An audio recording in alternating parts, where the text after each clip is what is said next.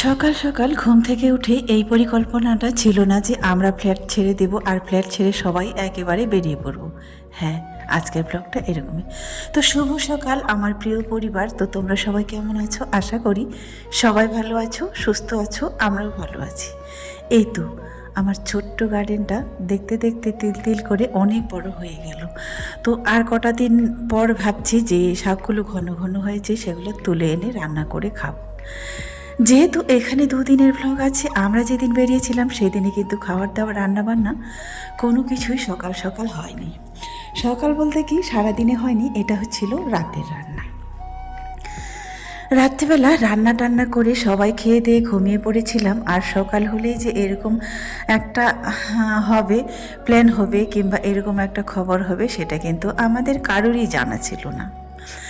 আর এই কটা দিন তো আমি নিয়মিত ভ্লগ দেওয়া ছেড়েই দিয়েছি বলতে গেলেই চলে। কারণ কি বলো তো, আগের মতো ভিউজ হয় না। আর এই মোটামুটি এই সোশ্যাল মিডিয়াটা তো তোমরা বুঝতেই পারছো, ইউটিউব বলো ফেসবুক বলো, যা পরিস্থিতি এখন, তার ইচ্ছাই হয় না। অনেক দিন ধরেই বলছিলাম যে ছেড়ে দেব, যেহেতু এতদিন হয়ে গেল তারপরেও মানে কি বলবো, কঠোর পরিশ্রম নিয়ে কাজ করছি, তারপরেও যদি ভিউজ না পাই ঠিকঠাক মতো, তাহলে ভিডিও দিয়েই বা কী লাভ, তাই না? অযথা শুধু একটা পরিশ্রম হয়েই যাচ্ছে। তো এই জন্যই মাঝে মাঝে মনে হয় যে হ্যাঁ, একেবারে এবার থেকে ছেড়ে দিব। ওই তো অনেক দিন ধরে তিল তিল করে চ্যানেলটাকে গড়ে তুলেছি, আবার মায়ায় জড়িয়ে গেছি। একটা চ্যানেল ক্রিয়েট করা মানে একটা ছোট্ট বাচ্চাকে মানুষ করা। আমার বাচ্চাদের প্রতি যেমন মায়া পড়ে গেছে, ঠিক এই চ্যানেলটার প্রতিও ঠিক ততটাই মায়া পড়ে গেছে। ছাড়তে খুব কষ্ট লাগছিল, আসলে মায়ায় জড়িয়ে গেছিলাম। তো যাই হোক, তারপরে ওই ছেড়ে দেওয়ার মাঝে মাঝে আবার মনে হয় যে চলো আজকে না হয় একটু ভিডিও দিই। আজকে যাই হোক, বসে তো আছি, টুকটাক যা করছি সেগুলোই না হয় এডিট করে দিয়ে দিই, আর কি দেব। তো এই আর কি, তারপরে ঘুরে ফিরে আবারও আসি, এই দেওয়া হচ্ছে। তবে এরকম করতে করতে হয়তো কোনো দিন ফাইনালি ছেড়েই চলে যাব। তো চলো, তারপরের দিন তারপরের দিন সকালবেলা আমরা ভাবতেই পারিনি যে এরকম একটা প্ল্যান হবে, কিংবা বাড়ি থেকে সবাই মিলে ফ্ল্যাট ছেড়ে দিয়ে চলে যাব। তো কোথায় যাচ্ছি আর কেন যাচ্ছি, কী কারণে যাচ্ছি, চলো পুরো ব্লগটা যদিও করা হয়নি, এই শুধু যাব, এই যাওয়াটুকুই করা হয়েছে। আর পরে কিন্তু আর ভিডিও করা হয়নি, কারণটাও বলছি তোমাদেরকে। তো চলো, এই তো মেদিনীপুর ছাড়িয়ে গেলাম, মেদিনীপুর শহরটা ছাড়লাম, মেদিনীপুর ছাড়লাম না, মেদিনীপুর শহরটা ছাড়িয়ে গেলাম। আর এই বাইরে এই যে দেখো, এই জঙ্গলটা আশা করি তোমরা অনেকেই বুঝতে পারছো, আবার অনেকেও হয়তো বুঝতেও পারেনি। এই জঙ্গলটার ভিডিও আমি অনেক দিয়েছি, আর অনেক ভিডিওতেই আছি, কারণ যেহেতু আমি অনেকবার এসেছি, তো সেই কারণে অনেক ভিডিও দিয়েছি, তোমরা আশা করি বুঝতেই পারছো।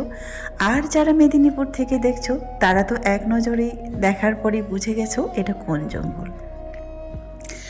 তো এটা হচ্ছে লালগড়ের সেই শাল জঙ্গল, সেই জঙ্গলটাই এখন আমরা পার হচ্ছি। তবে মেন জঙ্গলটায় এখনও ঢুকিনি। এই যেতে যেতে যে সম্ভবত 2টো না 3টা জায়গায় এরকম জঙ্গল পার হতে হয়, আমার ঠিক অতটা মনে পড়ছে না। আবার এটা হচ্ছে বেশ কিছুদিন পরে যাচ্ছি, মাঝখানে 3 বছর কিংবা 4 বছর আমরা যাইনি।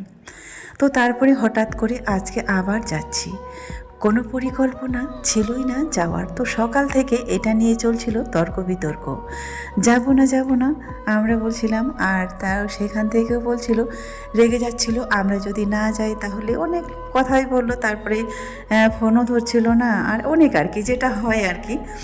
তো তারপরে বাড়ি থেকে প্ল্যান করলাম যে ঠিক আছে তাহলে এরকম, এটাই হোক, চলো বেরিয়ে পড়ি সবাই মিলে।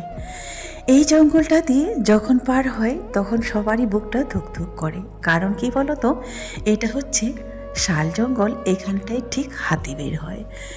যারা সন্ধ্যের পর যায় তারাই শুধু জানে এই জঙ্গলটা পার করা যে কতটা ভয়ঙ্কর, তারাই শুধু বোঝে। এই জঙ্গলটা পার করে যাদের বাড়ি তারাই শুধু একমাত্র বুঝতে পারবে। তবে হ্যাঁ, তারপরেও তো জীবন জীবিকার জন্য গ্রাম থেকে মানুষদের শহরে আসতেই হয়, তাই না? যারা যারা গ্রামে আছে তো তাদেরকে তো কোনো না কাজে সূত্রে তো আসতেই হবে, ডাক্তার দেখানো বলো, কোনো কাজের সূত্রে বলো, যে কোনো কারণেই বলো, তাদেরকে শহরে আসতেই হবে। কিন্তু আসার পরে সেই ব্যক্তিটা যদি ফিরতে ফিরতে রাত হয়ে যায় আর এই জঙ্গলটার মাঝখানে যদি যাও, তাহলে কেমন অনুভূতিটা হবে বলো? আমরা তো যাচ্ছি 4 চাকায়। এবার 4 চাকাতে যাওয়ার পরেও তোমরা দেখতে পাচ্ছ এই জঙ্গলটার ভিতরে কোনো মানুষ আসতে খুব কম। তো আমরা গিয়েছিলাম সেই লালগড়ে, ওর কাকুর বাড়িতে ছিল একটা অনুষ্ঠান, বার্থডে অনুষ্ঠান ছিল। তো এই হচ্ছে, ওখানে গিয়ে যাওয়ার পরে আর ভিডিও করা হয়নি। কারণ কি বলো তো, যে আমি অনেক দিন পর গেলাম, মোটামুটি 4 বছর পরে গেলাম আবারও সেই জায়গাটাতে। তারপরে সবার সঙ্গে কথা বলতে বলতে, খাওয়া দাওয়া হেন তেন এটা করতে করতে কিন্তু ভিডিও করাটা ভুলেই গিয়েছিলাম। যদিও একটু করলে তোমরাও বুঝতে পারতে যে কি আইটেম ছিল, খাওয়া দাওয়া অমুক তমুক। তো যাই হোক, খাওয়া দাওয়ার আইটেমটা মোটামুটি ভালোই ছিল, যা হয় আর কি, খুব সুন্দর হয়েছিল। এবারে মাংসটাও খুব সুন্দর হয়েছিল। তারপরে চলো রাতের বেলা, এটা হচ্ছে বাড়িতে এসে বানিয়েছিলাম আমি রুটি। তো ওই যে বললাম আমি ভিডিও করাই ছেড়ে দিয়েছি, এটা হচ্ছে আজকে যখন ভিডিওটা দিচ্ছি তার আগের দিনের ভিডিও। আগের দিনের ভিডিও বলতে এখন এটা হচ্ছে শবে বরাতের মাস মোটামুটি, তোমরা সবাই বুঝতে পারছো। আমাদের হচ্ছে আজকে শবে বরাত, আগের দিনের এটা ছিল একটা। আগের দিনে যে এই মাস শবে বরাতের সময় আমরা 2টো করে রোজা রাখি, অনেকেই রাখে অনেকেই রাখে না। তো এই রোজার জন্য, ইফতারের জন্য এই আয়োজনগুলো করা হয়েছিল। তারপরে আজকে তো ফাইনালি শবে বরাত, তোমরা তো জানোই। তবে হ্যাঁ, অনেকেই দেখছি করে নিয়েছে, কালকেই অনেকেই করেনি। তো এগুলোই ছিল ইফতারের আয়োজন। তো এই সমস্ত যা দেখতে পাচ্ছ, এটা সমস্ত কিছু রিয়াই বানিয়েছিল। ও এখন নিত্য নতুন এত সুন্দর শুধু আইটেম বানাতে জানে, ওই যে ইউটিউব দেখে। তারপরে ইউটিউব দেখতে দেখতে শিখে গেছে মোটামুটি। তো ও যতগুলো এখন আইটেম বানাতে পারে হয়তো আমিই পারি না, তবে আমাকে বানিয়ে মাঝে মধ্যে খাওয়ায়। আজকে যেহেতু আমার অনেক চাপ ছিল কাজের, তো ওই জন্য রান্নাবান্নার সমস্ত কিছু ওই করেছে।